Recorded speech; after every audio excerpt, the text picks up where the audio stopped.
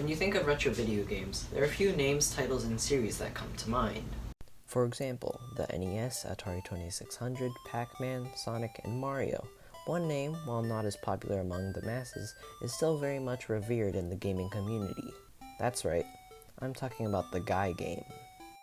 No, I'm talking about the Legend of Zelda franchise. Starting in 1986, developed in part by Shigeru Miyamoto of Mario fame, this series has time and time again changed the gaming scene.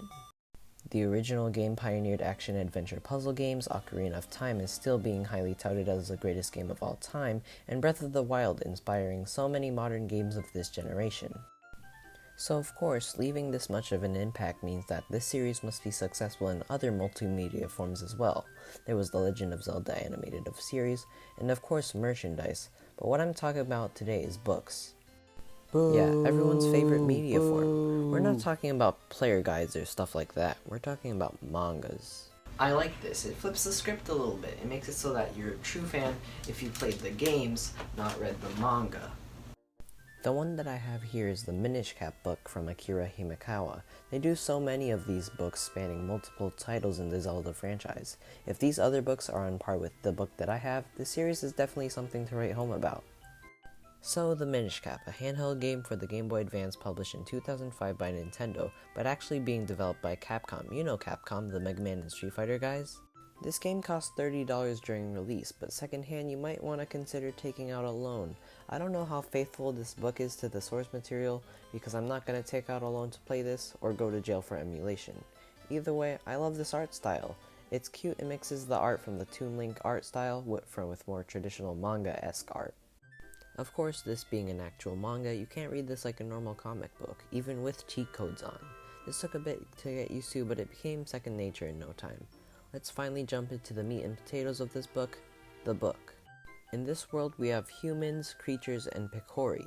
Picori are tiny little creatures that love helping all of us humans. I wonder which side they chose. Link, our protagonist, is training to become a swordsman, but is denied by his school. Louis Emo, he goes into the forest, where he first encounters the antagonist of this book, the mysterious Vaati. Vaati displays his powers, leaves, and Princess Zelda meets Link. Link, although he seems annoyed by Zelda, still cares for her, as we see later. According to legend, the Picori bestowed a powerful sword to a great hero.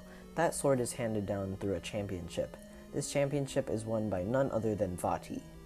He doesn't want the sword, but shatters it anyway, releasing evil spirits. He is revealed to be a mage looking for something called the Light Force.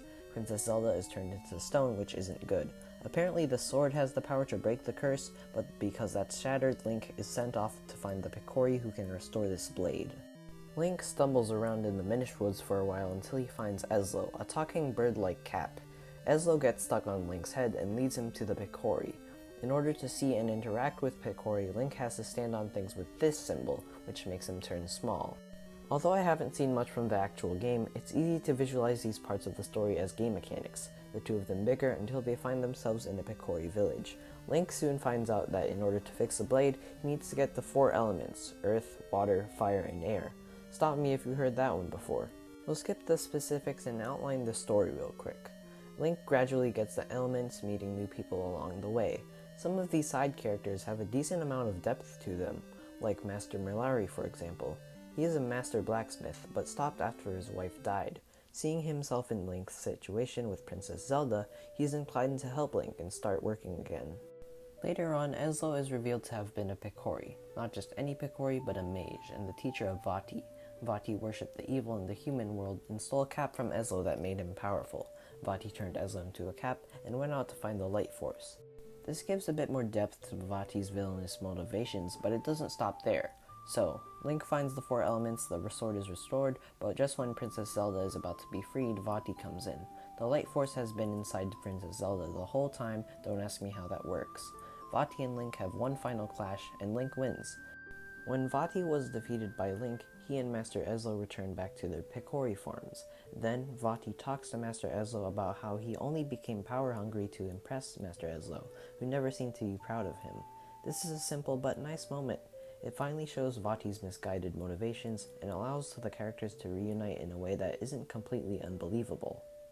This is a great moment for Link as well, as he is able to bond with Vaati. They both had motivations to become better, but achieved it in different ways. Link by honing his skills, and Levati by turning to evil. And that concludes this book. This manga is very neat. Everything about it is sharp, quick, and cute. But it does at times stop to let the story and characters breathe and develop.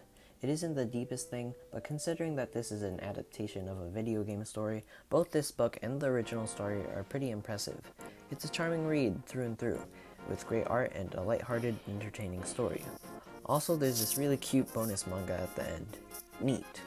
I would recommend this book to anyone, is what I would be saying if it didn't have a scene where Link looked up a little girl's skirt. It could be worse. It could be on the same level as Pippin the musical. I misread that. It's actually Pinocchio.